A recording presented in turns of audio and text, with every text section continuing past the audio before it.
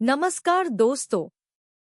आज 22 अप्रैल 2026 के stock market analysis में आपका स्वागत है। आज भारतीय शेयर बाजार में 3 दिन की तेजी पर ब्रेक लग गया। सेंसेक्स करीब 757 अंक गिरकर 78,516 पर बंद हुआ। वहीं निफ्टी 50 लगभग 198 अंक फिसलकर 24,378 के स्तर पर आ गया। बाजार में इस गिरावट के मुख्य कारण रहे अमेरिका और ईरान के बीच तनाव, क्रूड ऑयल की बढ़ती कीमतें और आईटी सेक्टर में भारी बिकवाली। रुपया भी डॉलर के मुकाबले 93.79 पर कमजोर हुआ और ब्रेंट क्रूड $100 प्रति बैरल के पार पहुंच गया। अब सेक्टर परफॉर्मेंस की बात करते हैं।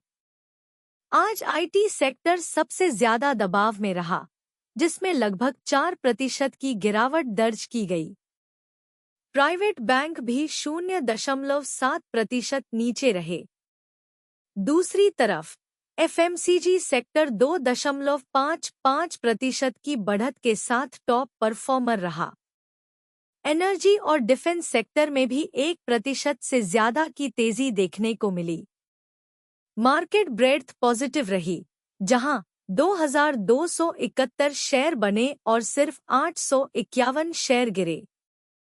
दिलचस्प बात यह है कि मिड कैप और स्मॉल कैप इंडेक्स हरे निशान में बंद हुए।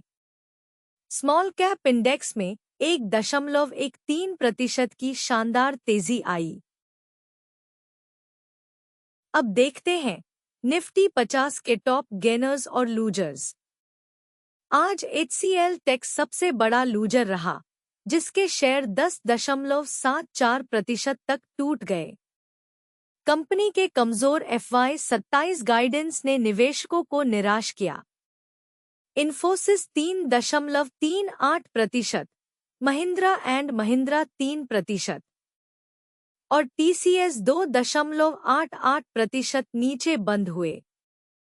वहीं दूसरी ओर टाटा कंज्यूमर प्रोडक्ट्स 3.33% की बढ़त के साथ टॉप गेनर रहा।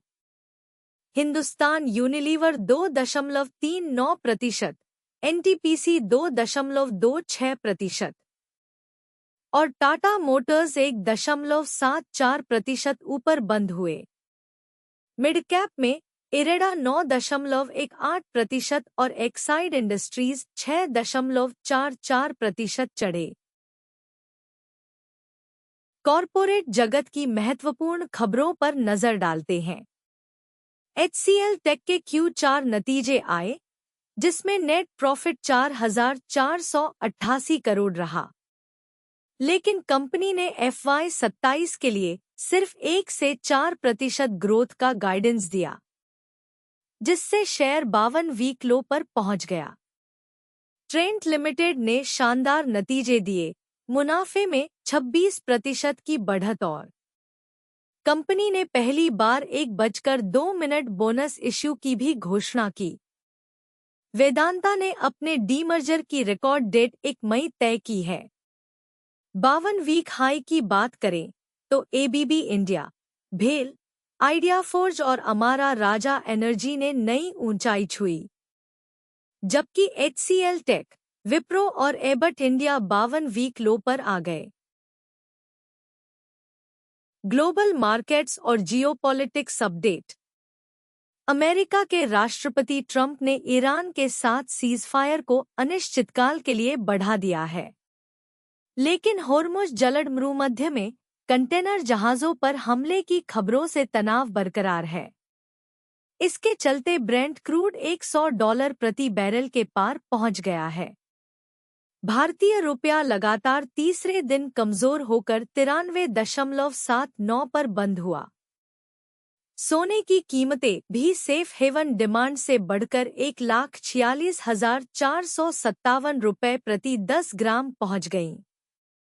ग्लोबल मार्केट्स में SP 500 फ्यूचर्स 0.5% ऊपर रहे, जबकि MSCI एशिया पैसिफिक 0.5% नीचे रहा।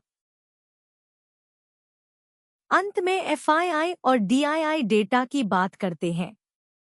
विदेशी संस्थागत निवेशक यानी एफआईआई लगातार बिकवाली कर रहे हैं। 21 अप्रैल को एफआईआई ने 1919 करोड़ रुपए की नेट बिकवाली की। अप्रैल के पहले 2 हफ्तों में ही एफआईआई ने करीब $2 बिलियन निकाले हैं। वहीं घरेलू संस्थागत निवेशक यानी डीआईआई ने 2221 करोड़ रुपए की नेट खरीदारी की, जो बाजार को स्थिरता दे रही है। आगे के लिए निफ्टी का अहम सपोर्ट 24,200 और रेजिस्टेंस 24,550 पर है। बैंक निफ्टी का सपोर्ट 56,500 और रेजिस्टेंस 57,600 पर है। जब तक ग्लोबल हालात स्थिर नहीं होते, सावधानी बरतें और सेलेक्टिव स्टॉक पिकिंग करें। धन्यवाद। अगला वीडियो देखने के लिए सब्सक्राइब करें।